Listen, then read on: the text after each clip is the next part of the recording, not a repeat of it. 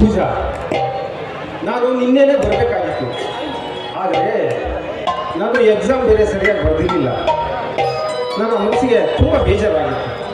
So ನಾಳೆ ಹೋದರೆ ಆಯಿತು ಅಂತೇಳಿ ಸುಮ್ಮನಾಗ್ಬಿಟ್ಟಿದ್ದೆ.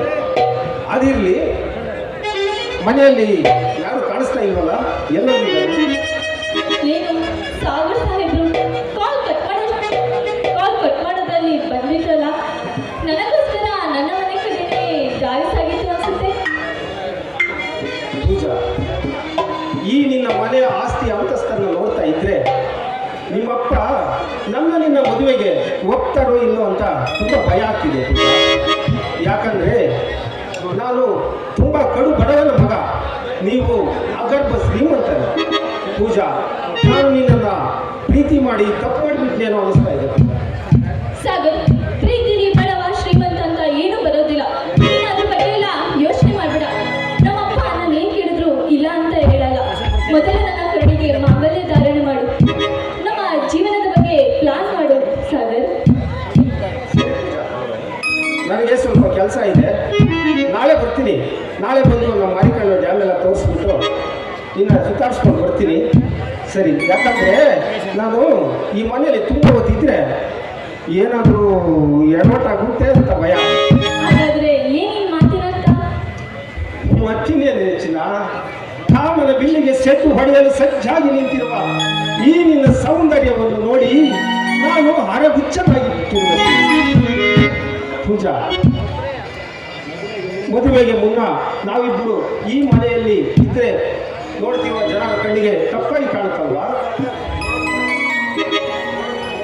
ನೋಡು ಸಾಗರ್, ಆದಿತ್ಯ ಏನು ಇಟ್ಕೊಂಬೇಡ. ಆದಿತ್ಯ ಎಲ್ಲ ನಡೆಯೋಕೆ ಸಾಧ್ಯ ಇಲ್ಲ. ಪೂಜಾ, ನಾನು ನೀನು 4-5 ಜನ ಈ ಥರ ಬದುಕಬಹುದು, ಆದರೆ ಎಲ್ಲರೂ ಹಾಗೆ ಬದುಕಬೇಕಲ್ವಾ? ನಾವು ಬದುಕಿ ತೋರಿಸೋಣ ಸಾಗರ್. ನಾವು ಬದುಕೋದ್ರಿಂದ ನಮ್ಮನ್ನು ನೋಡಿ 4 ಜನ ಕಲಿತುಕೊಳ್ಳುತ್ತಾರೆ. ಪೂಜಾ, ನಿನ್ನಂತ ಒಳ್ಳೆಯ ಮನಸ್ಥಿತಿಯುಳ್ಳ ಸೌಂದರ್ಯವತಿ ಸಿಕ್ಕಿದ್ದು ನನ್ನ ಪುಣ್ಯ. ಪೂಜಾ, ಭೂಮಿಗೆ ಧೂಮಿ ಮುತ್ತಿರುವಾಗ ಅದು ನೋಡಲು ಗಾಳಿಗೆ ಜನರ ಕಣ್ಣಿಗೆ ರೇಪ್ ಎನಿಸುತ್ತದಲ್ಲವೇ?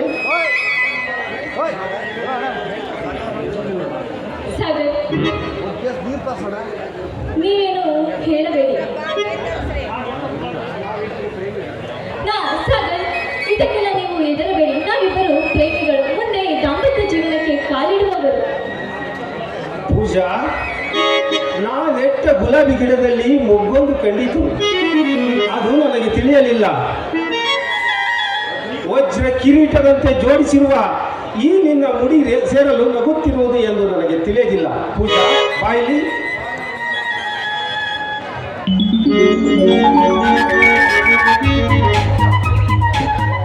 ಬೇಸಿಗೆಯ ಬಿಸಿಲಲ್ಲಿ ಬೆಂದಿರುವ ಈ ನಿನ್ನ ಪ್ರಿಯತಮ ಸಾಗರನಿಗೆ ತಂಪೆರೆಯ ಬಾರದೆ.